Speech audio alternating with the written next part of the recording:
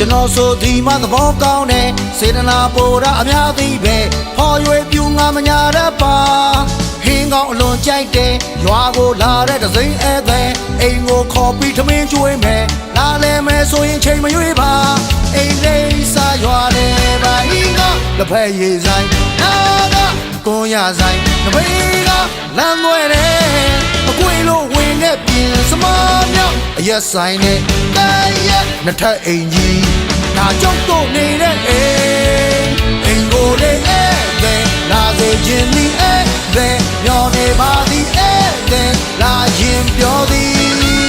အိမ်ကိုလေးဧည့်သည်လာစေ